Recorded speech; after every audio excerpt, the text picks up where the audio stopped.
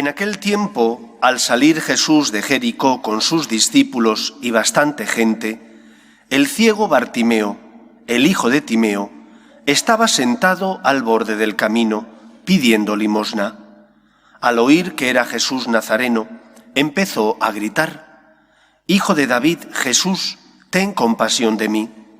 Muchos lo regañaban para que se callara, pero él gritaba más fuerte: «Hijo de David, ten compasión de mí». Jesús se detuvo y dijo: «Llamadlo». Llamaron al ciego diciéndole: «Ánimo, levántate, que te llama». Soltó el manto, dio un salto y se acercó a Jesús. Jesús le dijo: «¿Qué quieres que haga por ti?». El ciego le contestó: «Maestro, que pueda ver».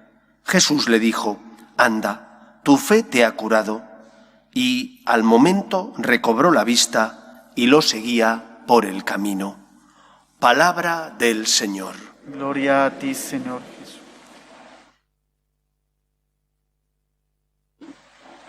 Estando yo estudiando primero de estudios eclesiásticos, el ciclo institucional, recuerdo que uno de los profesores que teníamos, que ahora ocupa un cargo muy importante en un movimiento muy grande de la Iglesia, Comunión y Liberación, nos contó una anécdota que le había sucedido a él junto con otros compañeros sacerdotes. Nos dijo que con frecuencia ellos visitaban a algunos enfermos de un hospital que atendía un amigo suyo que era capellán de ese lugar y que se dedicaban pues a pasar por las habitaciones de los enfermos que requerían la visita del sacerdote y estaban un rato con él, le daban conversación, le preguntaban cómo se encontraba, hablaban sobre la familia, sobre los problemas que tenía, tanto físicos como a lo mejor de otro tipo, pero que rara vez hablaban de Dios. Y que, bueno, pues ellos iban a hacer esa obra de caridad, consolar, acompañar, que en cierta ocasión se presentaron en la habitación y vieron que el Señor estaba especialmente feliz. La enfermedad seguía siendo la misma, además era incurable, y entonces le preguntan: ¿qué te ha pasado? ¿Por qué estás tan contento? Y entonces él le respondió: pues ha venido a visitarme un pastor protestante, me ha dicho que Dios me ama, que me va a salvar si le ofrezco los dolores, y me siento feliz, porque me ha dado esperanza.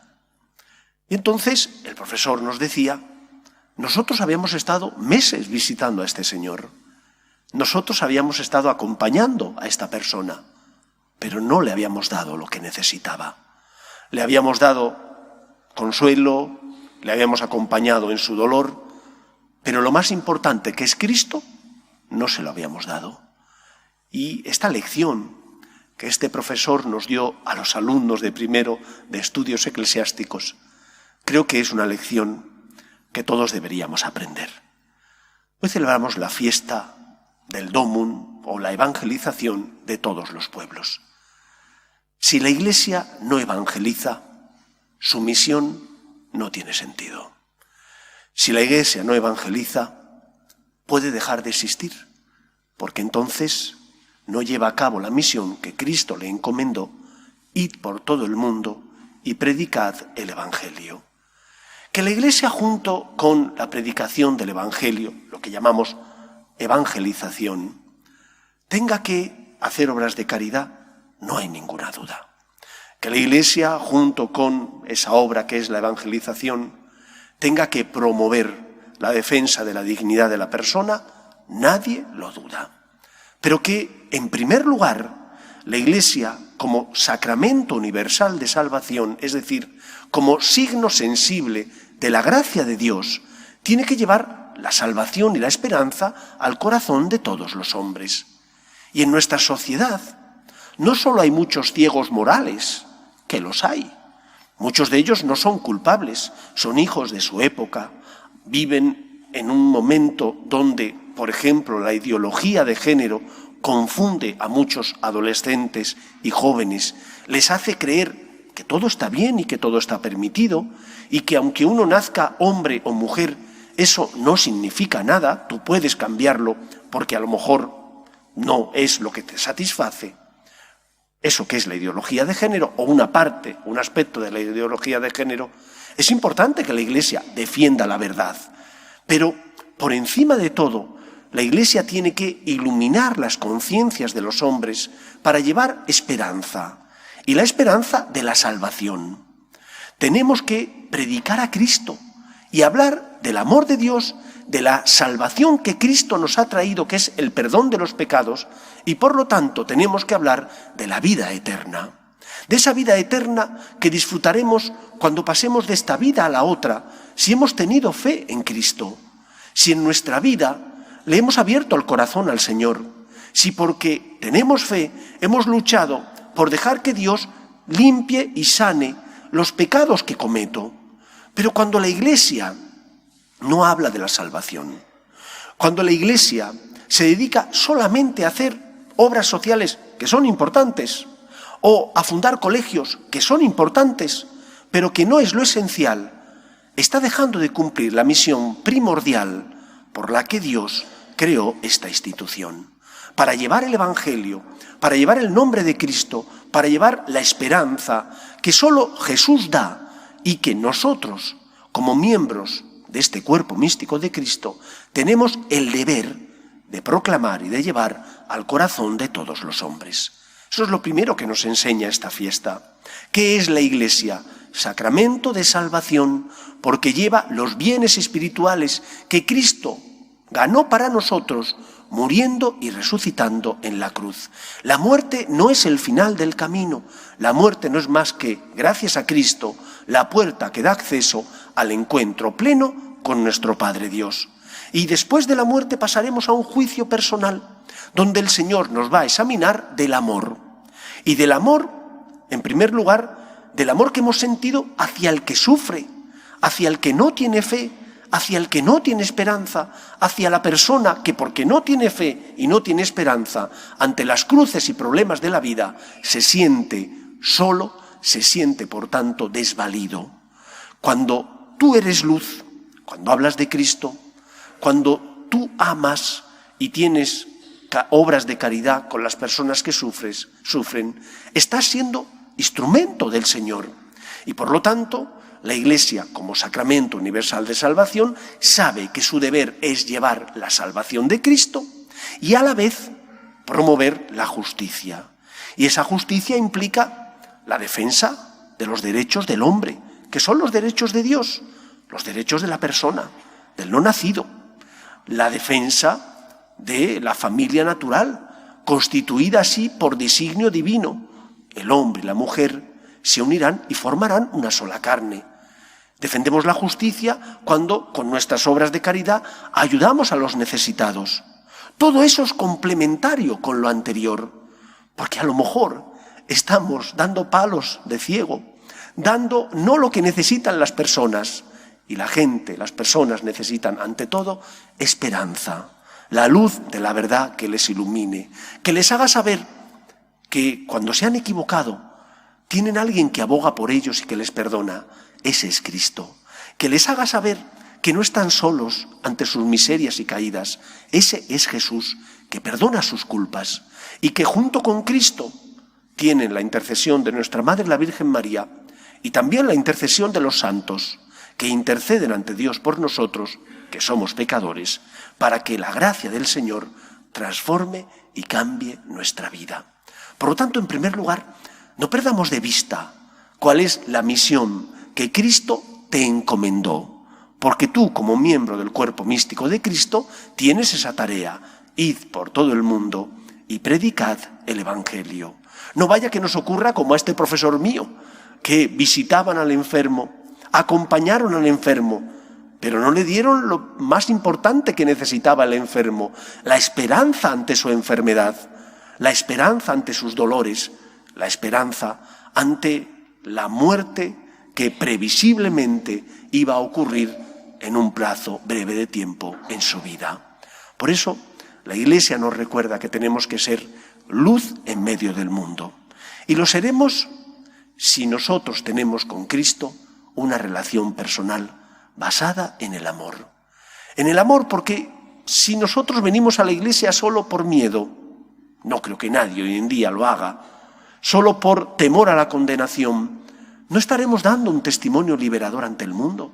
Y si venimos solo por interés y solo cuando estoy necesitado, tampoco estaremos dando el testimonio que el mundo necesita ver.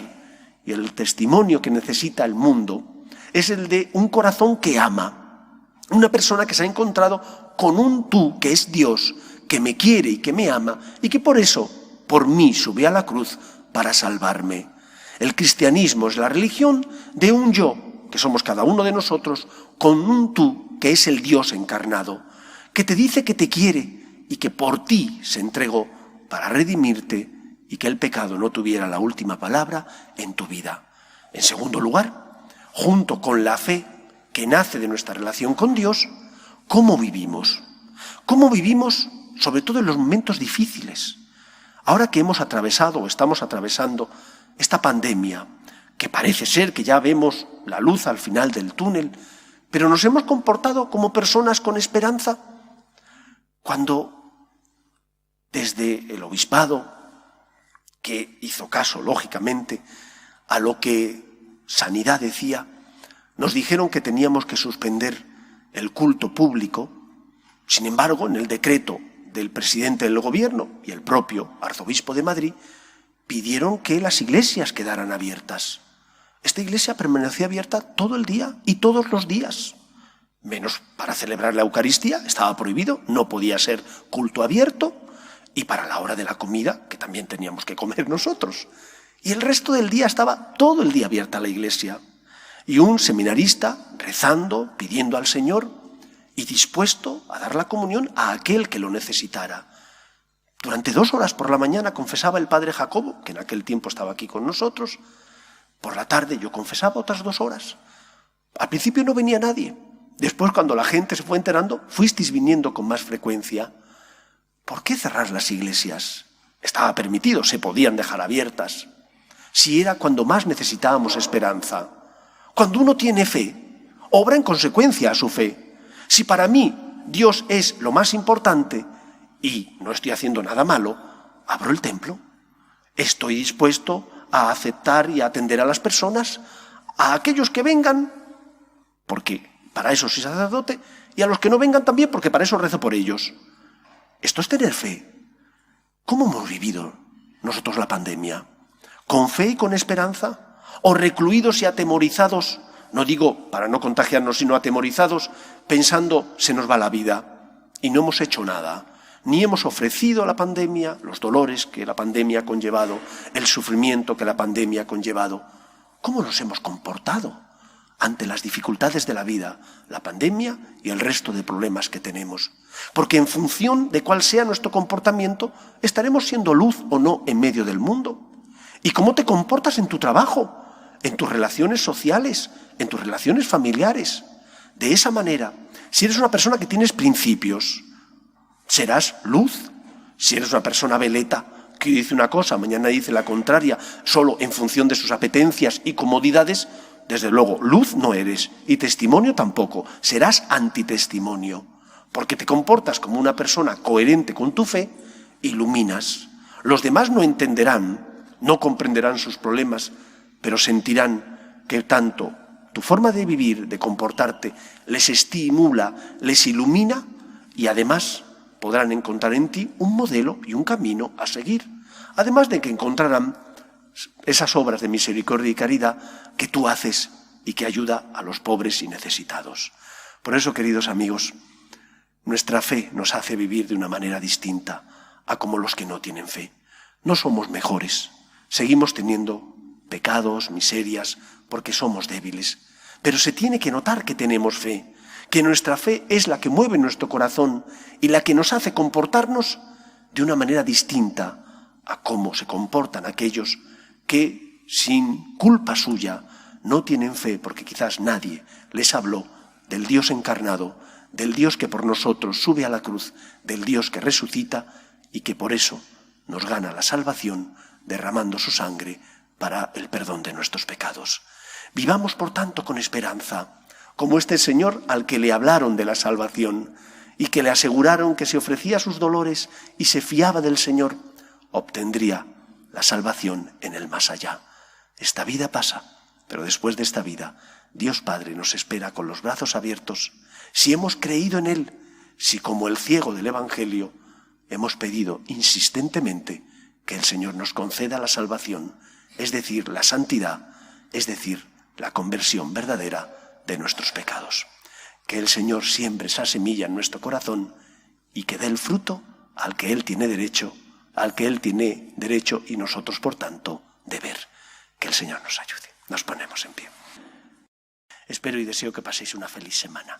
El Señor esté con vosotros y la bendición de Dios Todopoderoso, Padre, Hijo y Espíritu Santo, descienda sobre vosotros. Amén. Podéis ir en paz. Demos gracias a Dios. Dios te salve, Reina y Madre de misericordia. Vida, dulzura y esperanza nuestra. Dios te salve. A ti llamamos los desterrados hijos de Eva. A ti suspiramos gimiendo y llorando en este valle de lágrimas.